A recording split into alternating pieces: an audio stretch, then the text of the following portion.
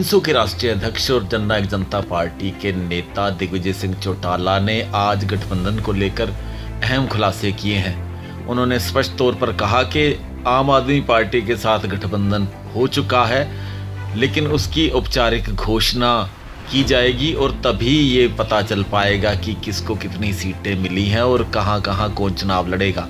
उन्होंने कहा कि 10 की 10 सीटें जननायक जनता पार्टी और उनके जो समविचारक दल है वो जीतेंगे और हरियाणा में एक नई राजनीति की शुरुआत होगी।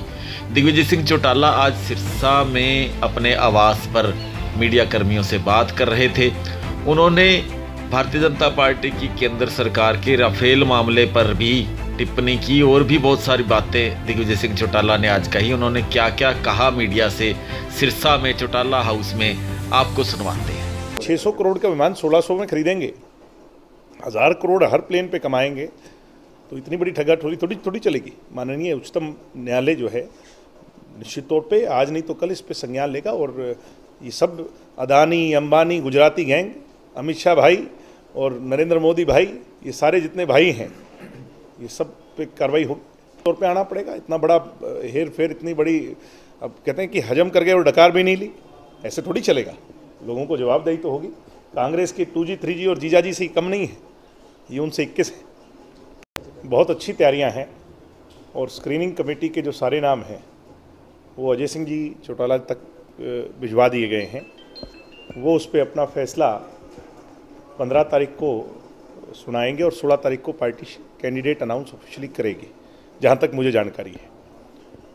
पार्टी ने हर वर्ग के और हर तबके के कॉम्बिनेशन ऐसा 10 सीटों पे बनाया है कि जब अनाउंसमेंट होगी तो फिर हरियाणा के लोगों को ये एहसास होगा कि कहीं ना कहीं हर कैंडिडेट में और पार्टी का जो नॉमिनी है उसमें हमारा भी हिस्सा है।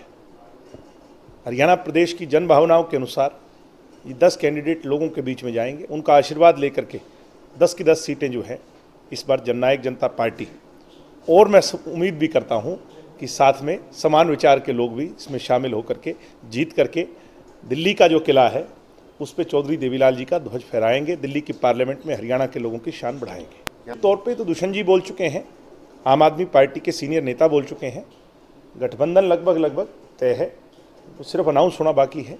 हम उम्मीद कर रहे हैं कि नवरात्रों में, नवरात्रे शुभ होते हैं, तो नवरात्रों में ये शुभ कार्य हो जाए। हमें उम्मीद है जब गठबंधन होगा तो फिर दोनों ही जगह होगा और दिल्ली के अंदर भी जननायक जनता पार्टी जो है वो कुछ सीटें ऐसी है जिस पे बड़ा अहम किरदार अदा करती है। हम उनकी वहाँ मदद भी करेंगे, जहाँ हमारे लायक हो पाएगा हम दिल्ली में उनकी मदद करेंगे और आने वाले समय विधानसभा के अंदर, दिल्ली के अंदर मजबूती से जेजेपी चुनाव भी लड़ेगी। देखिए, हमारी सबसे बड़ी बात पार्लियामेंट तक पहुँचाने की है कि स्वामीनाथन लागू हो।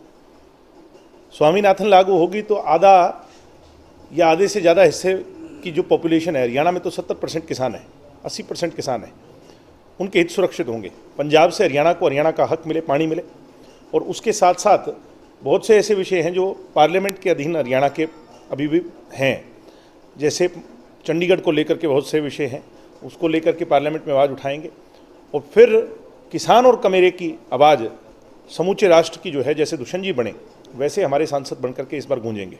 और विधानसभा का चुनाव जब आएगा तो फिर तो सारे मुद्दे हैं ही। फिर तो हरियाणा के हमने कर्जे माफ़ करने हैं, किसानों के ट्यूबवेल के कनेक्शन माफ़ करने हैं, इसी हिसाब से फसल पर बोनस देना है, हमने नौजवानों को प्राइवेट सेक्टर में 75% आरक्षण देना है, 1.5 लाख नौकरियां जो रिक्त पड़ी हैं उनको भरना है, इसी हिसाब से हमने कर्मचारियों को पुरानी पेंशन स्कीम लागू करनी है, इसी हिसाब से हमने व्यापारियों के लिए ईज इन टैक्स करना है, हमने नौजवान पीढ़ी के लिए चाहे स्पोर्ट्स हो, चाहे उनके लिए जो है ना, अगर अनएम्प्लॉयड हैं तो उन अनएम्प्लॉयमेंट भत्ता हो, और फिर बुढ़ापा पेंशन हो, गौ सेवा पेंशन योजना हमने चालू करनी है, जो गाय पालेगा उसको हम पेंशन देंगे, और गरीब आदमी के लिए 100 गज के प्लाट, रहने को छत, पहनने को कपड़ा और खाने को अनाज की व्यवस्था हो। बहुत काम दुष्यंत के मन में है और वो दुष्यंत पूरा करेंगे। वो उनकी सोच है, वो उनको मुबारक। वो तो वो राजनीतिक खिलाड़ी हैं जो सच के सामने अपनी आंखों में पट्टा बांध करके घूम रहे हैं, सच को देखना ही नहीं चाहते। कल ये कह दिया कि मैं दुष्यंत को नहीं जानता, जिस दुष्यंत को उनने खुद हस्ताक्षर करके पार्टी से निकाला था, आज कहते हैं मैं दुष्यंत को जानता ही नहीं। अब सच को मैं ये कहूँ कि आप मेरे सामने खड़े ही नहीं हो, मेरा आप इंटरव्यू ले ही नहीं रहे हो, जबकि आप मेरा इंटरव्यू ले रहे हैं। इसी हिसाब से दुष्यंत आज हरियाणा के अंदर एक विकल्प बन करके खड़ा हो गया बीजेपी का, आने वाले समय में भविष्य हरियाणा का। और अभय सिंह कह रहे हैं मैं दुष्यंत को जानता ही नहीं। अब मैं ये कहूँ कि बाहर दिन है ही नहीं, अभी रात है। अभय सिंह जी तो ऐसी बचकानी बातें कर रहे हैं। अब परमात्मा उन्हें सद्बुद्धि दे, उनके स्ट्रेस को कम करे और उन्हें जो है ना इस फ्रस्ट्रेशन से बाहर निकाले। मैं तो परमात्मा से प्रार्थना करता हूँ।